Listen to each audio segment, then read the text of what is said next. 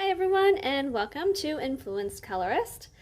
Today's video is going to be part of my scavenger hunt series. That was a tag done by Dani Buttons.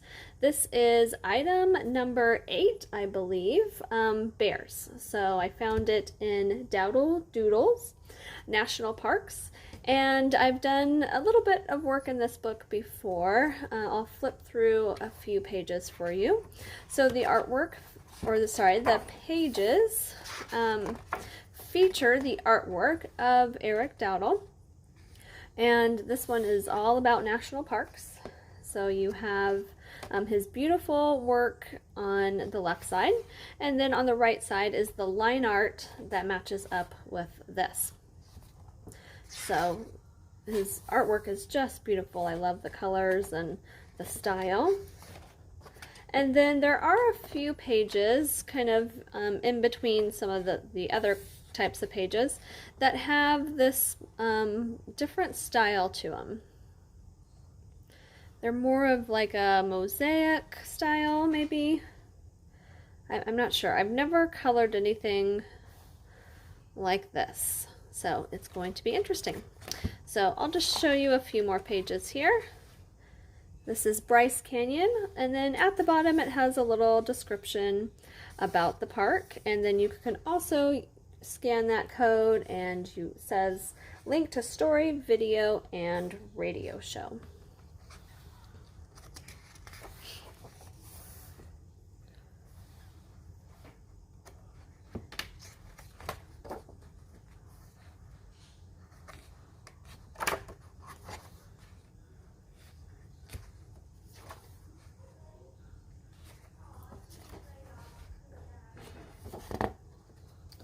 Alright, this is the one I'm going to be doing, and I'll show you this one.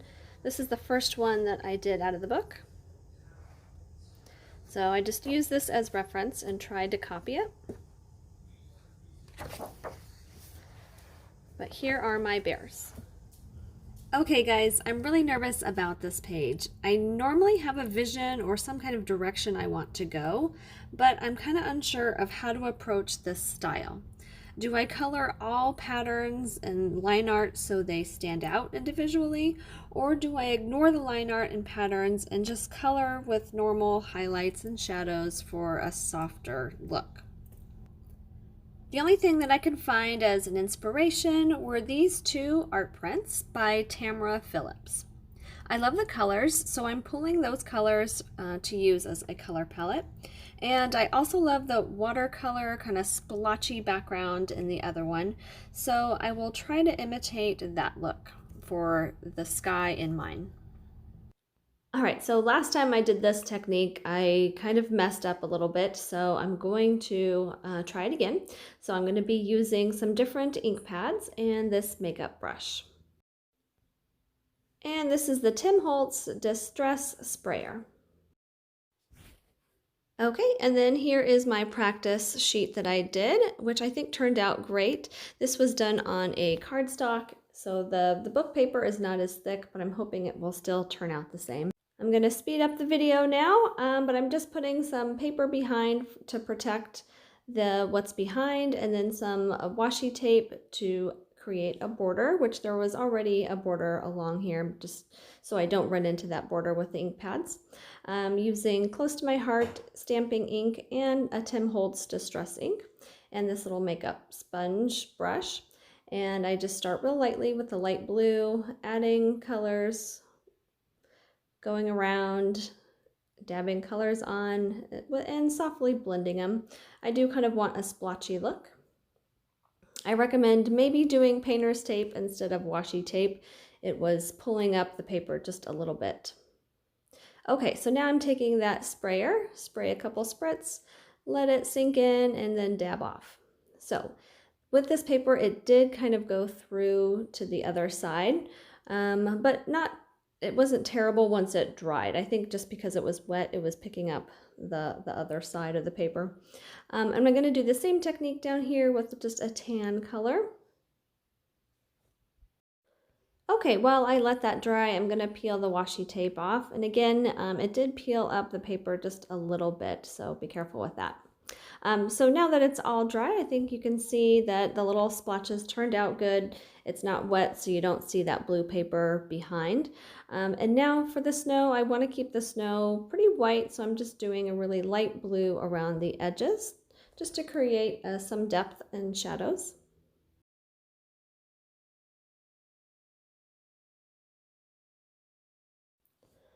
For the rest of the mountains where the patterns are, I'm just going to take a light green, kind of do a base coat of this color all around, and then I'm going to go and fill in some patterns with some darker greens, different shades, and blend some of those together with a light blue. I'm going to do some patterns and some just gradients. So I'm trying to concentrate darker colors towards the bottom and edges of the left edge and keeping the right edge a little bit brighter and lighter. And for when I do the trees, I'm going to do more of a gradient instead of following the patterns of the lines.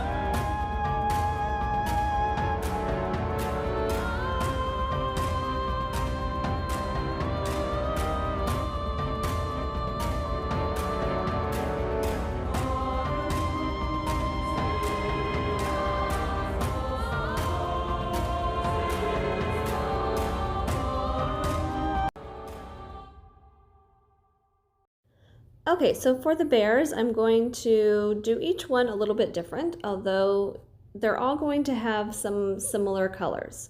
So for the big bear, I just did like an overall light kind of tan color, and then I'm going to use this peach color, and this peach color I will use for each of the 4 bears. I'm also going to use a black and gray for each of the 4 bears. And then I'm going to take some of whatever kind of bolder, brighter color I use on the first bear, I'm going to carry that to the second bear. And then I'll introduce a new color in the second bear. And then I'll use a little bit of that color for the next bear. And that same pattern kind of trickling down to the smallest bear. So I'm going to do combinations of kind of coloring in some of these patterns, but then using more of a gradient approach for the rest of the bear.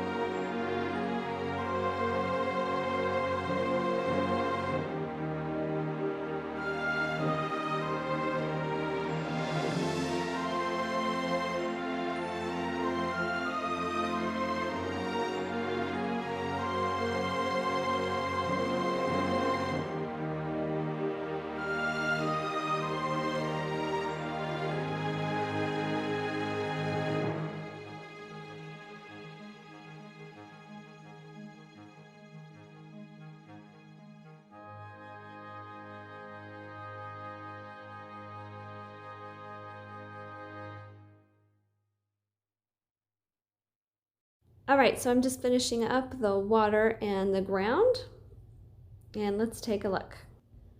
So in review, as nervous as I was to try this style, I just went for it and I think it turned out great. I wanted some patterns to stand out, so coloring a few and then the rest in more of a gradient turned out well. With the bears and mountains having line art, I didn't want them to be competing with each other. I like the contrast of the white snow. I think that helps break up some of the pattern. And I utilized the color palette for the bears by creating individual color schemes, but maintaining a cohesive look by carrying a few colors throughout each bear. I will definitely try another one of these styles. Hope you enjoyed, and thanks for watching.